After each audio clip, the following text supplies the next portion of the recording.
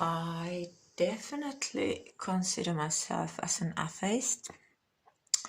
Actually, Christianity really freaks me out. I find it very negative and violent and in general a hostile religion. But then I started doing like these Egyptian deities and it kind of changed my mind or way of thinking about gods and goddesses. I mean, I don't really believe in anything. I don't need religion to make myself a better or happier person. But I like these guys. I mean, they're really colorful. There's all kinds of shit going on here. I don't know. I actually like to believe that they did exist and they still do in some level. And they're cute. And they all had their own function. It was not like the Christianity where there was only one God. And if you don't believe in the God and his son and the Holy fucking Spirit, I'll kill you. Because that's what they did. They just kill you. And they forced you to believe in it. And that's how it went from there. Now it's still like that. Almost at least. I like this. I like this variety, colorful. We have already 99 gods and goddesses, but hey, let's put in one more in this mix up. And if you believe in that one, maybe I can also believe in that one. There's several creation gods and goddesses already, but okay, let's take in one more creation story.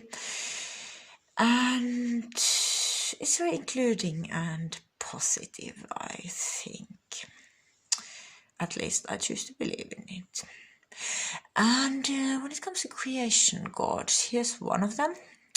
This artwork I already have presented earlier, but I want to talk about him a little bit more. His name is Khnum, or Knep. Also, where does this other name come from? I don't know. Maybe someone believed his name was Khnum, others believed his name was Knep. But he was kind of described with a vase or something clay related. And he was basically making human beings. He made tiny baby creatures of clay, put them inside a woman's womb, and human beings came out. That sounds very alien DNA experimental for me, if you ask my opinion. Like, if you look at it with modern eyes, or maybe they just had absolutely no idea how the human beings came to this world, so they created this idea about clay babies and this guy being in charge of it. I have no idea, but it sounds interesting. So I was thinking, if you were a girl alone at the galaxy rave and this guy comes to you and says, hey, you want to have a drink? It's very tasty. And you go like, okay, I'm quite thirsty. One drink and we go home. It can't harm me, right? Even though the guy looks like this. I'll trust you and have the drink.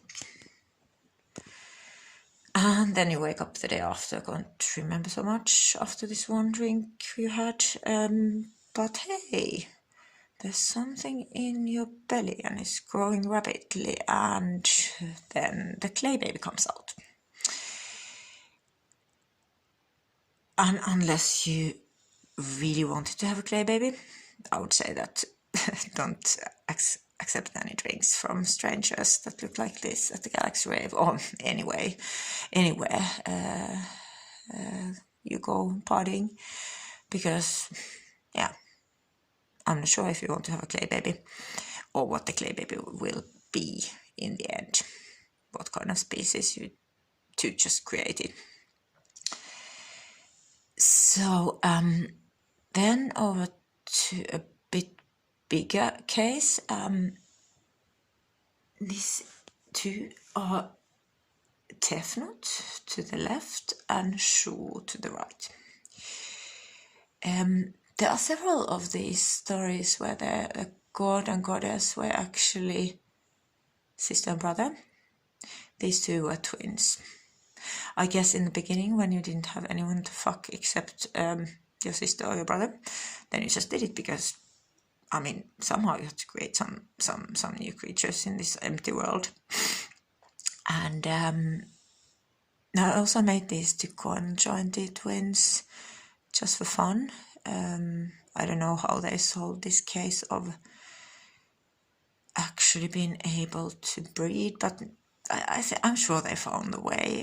They always do, those who want to make babies. And this is a bigger case because Tefnut and Shu, they actually created the sky and the earth.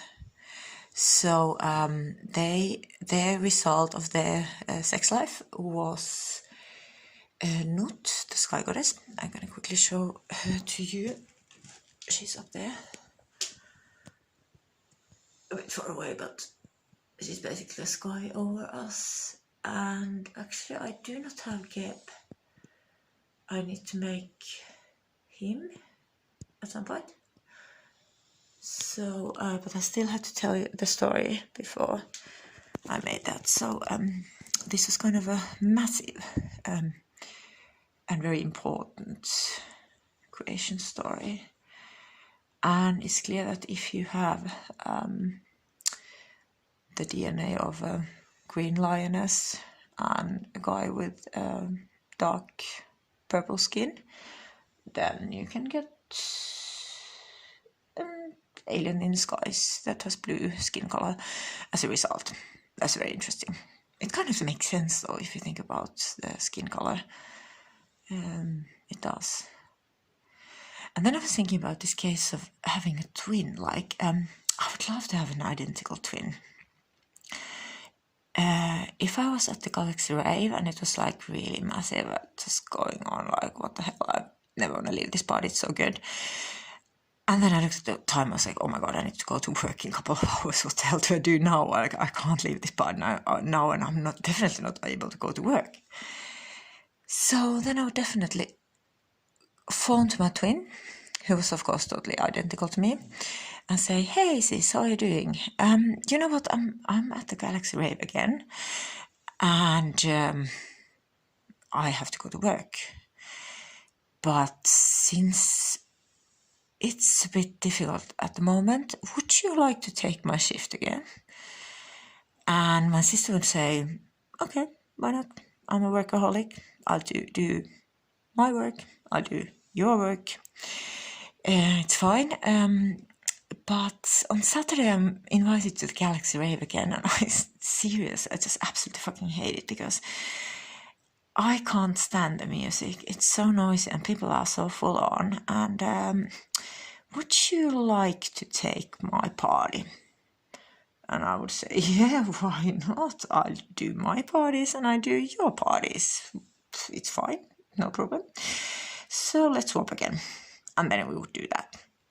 That would be absolutely amazing. Like, I could party all the time and my sister would work all the time. We would, of course, look exactly the same, so nobody would ever notice any difference between this. So yeah, I wish I had an identical twin, and I wish I had the Galaxy Rave.